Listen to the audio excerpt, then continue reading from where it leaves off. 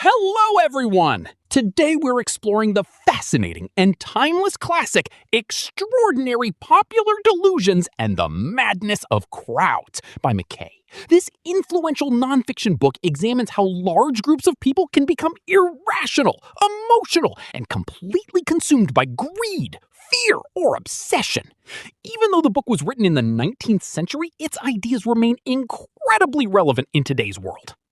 The main idea of the book is that human beings often lose their ability to think clearly when they become part of a crowd. Individuals who may normally behave rationally can suddenly make reckless decisions when influenced by social pressure, mass excitement, or collective fear. McKay argues that history is filled with examples of societies falling into madness together. One of the most famous stories in the book is the Dutch tulip mania of the 1600s. During this time in the Netherlands, tulip bulbs became extremely fashionable and valuable. People started buying and selling tulips at unbelievably high prices, believing the value would continue rising forever. Some individuals spent their life savings or even sold property to invest in tulips. Eventually, the bubble collapsed and many people lost everything. McKay uses this event to demonstrate how greed and speculation can blind people to reality.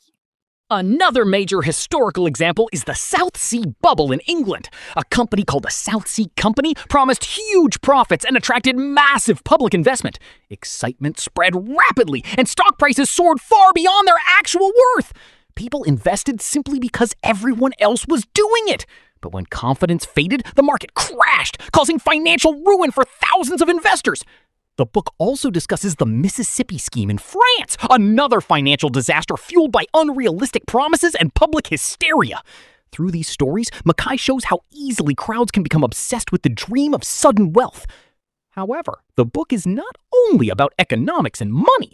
McKay also explores social and psychological delusions throughout history. He examines witch hunts, alchemy, fortune-telling, prophecy, and religious extremism. In many cases, entire communities accepted irrational beliefs because fear, superstition, or emotional influence overpowered logic and evidence.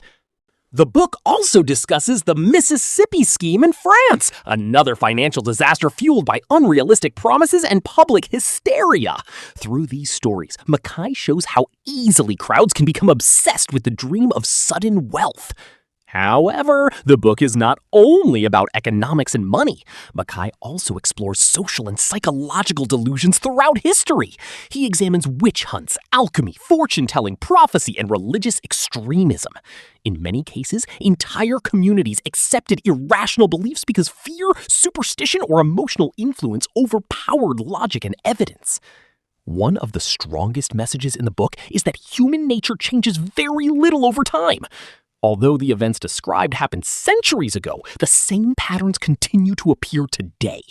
Modern stock market crashes, cryptocurrency bubbles, viral internet trends, conspiracy theories, and social media misinformation all reflect the same crowd psychology McKay described long ago.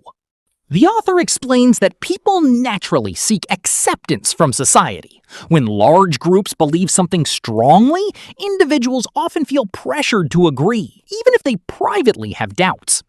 Following the crowd can feel safer than questioning it. Unfortunately, this can lead entire societies toward dangerous mistakes. Another important theme is the cycle of greed and fear.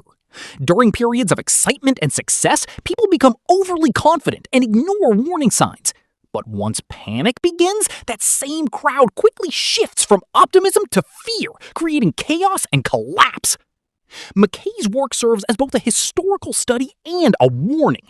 He encourages readers to think independently, question popular opinions, and avoid being controlled by emotional hysteria.